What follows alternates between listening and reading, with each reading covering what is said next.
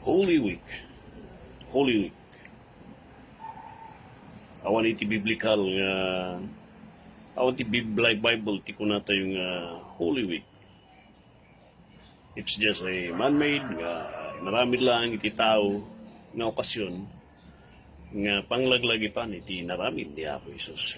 Ti marudi nga alal daw na before nga nagsubliso na ilangit. So sa sarita na ito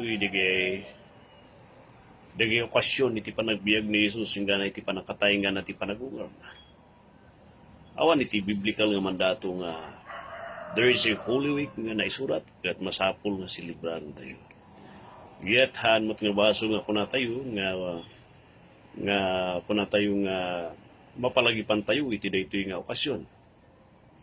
Kapusta napatagmat iti mensahe na iti daytoy nga daytoy kuna tayo nga holiday nga naramid iti tao nga ito. Kuna tayo nga ada dagiti dadu mga tao were very dogmatic da karena sa strict to dalawunay no tungtungan dagiti nga banat. Kunada ano masusurutan data tadi demonyo data awan Bible data no siya tinamagan nyo iti positional stand ko jay concerning dating okasyon. Kahit kung i-clarify kada kayo agpaiso awan iti biblical nga mandate or record nga ada iti Holy Week. Ken awan iti mandato nga obligasyon or mandato natin nga masapul nga isilibrar tayo dito Awan iti kasi nga mandato iti Bible. Ngam siya ti damagan niyo as a preacher, gundaway da iti kanya. Since ada iti Bible, da ito kat naibasari, iti panakatay, panakaykalik, ang panagungan ni Kristo. Gundaway, napintas nga gundaway nga may kasaba iti Ebanghelyo ni Apo Isus, iti da ito nga holiday, ito yung okasyon. Nga pusta iti panunot iti tao kat maisintro manan iti panakatay, panakaykalik, ang panagungan ni Kristo. And that is the gospel. Kahit kung agundawayan dengan simpo, may kasabay iti Ebanghelyo, tapos mga iti tao iti Ebanghelyo. Ang kukayat nga, sa uwak lang nga sao, nga awan mutiar aramidak. Ngay magbak nga, awan neta, awan mutiar aramidak, ti trabaho ti Apo. Rather, gundawayak ti dating at simpo.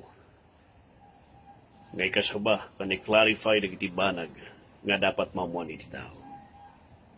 Ada dagiti practices dito'y okasyon iti Holy Week nga dito nga nasubsubran mat. Just like dagi penitensya, di panangsaplit-saplit naman iti bagbagida, which is kunakat kakarong agbasbasol iti tao, gapusta parparigatan na kandadadalan na iti bagina. Marmarkaan na iti bagina. I do not see any ground nga mabalin dagay. Iso nga dagay tangko nga hanak mo manamong dagiti nga practices. Ada dagiti daduma nga they would celebrate the Easter egg Sunday, Easter egg hunting Sunday, bani dagiti rabbit nga dagiti. I do not recommend. I do not believe kung patsyon dagay. Nga dati biblical basis na awan dagay. Nangayon lang yun to beautify the occasion, nangayon dagay. Which I think, it makes the occasion nga po na tayo nga more controversial. Gapusta, ada dagiti practices nga may karkarga nga awan iti Bible. But on a part nga to use this occasion to preach the gospel, that's the best. Anak nga mamati na ting okasyon nga ada iti mandato iti Bible nga aramidok. Nanti siyak nga di po niti Apo nga mga kasaba. I will use this occasion as an advantage ngay kasabay iti Ebanghelyo ni Apo Isus. Nga ti makaisalakan iti tao ket babanlaan iti perpekto nga dato ni Jesucristo di krus iti panakatay nga nakaikali ket panagungan na ket umanay di nga magisalakan iti maysa nga tao. Kompleto di nga dato. Umanay nga mangispal iti tao iti panakadusa na iti apo iti magano. Oh my friend, aday ba ka naman? Haanak nga agbalbaling nga wordly. Malaksid no kasla iti Valentine's Day, nga awan mo titi point na.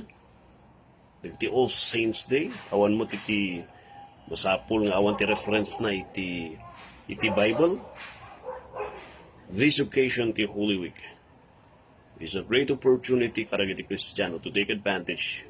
Take advantage ta na may lulawag iti Ebanghelyo ni Kristo Jesus. Because aduti may baga kung nada nga muda ti Ebanghelyo nung ti kinagpaisuan. Handang ako. The Lord bless you and blessed good morning kakailan. Amin dagiti madandano na iti dating record. Dandano ko ti kablaw. And since it is a holiday no Thursday, dagiti estudyante ka dagiti panagubla, niya po ti mga iwan kada kayo. And sabi ko tanasayat kayo kung agawid iti pagawidan nyo, iti ili, agawid kayo nga nasayat.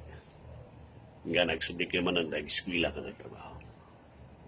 Niya po, iti mangkat kadua, mga iwan, mangitakder kan mangilaban kada kayo kakanyan. God bless you.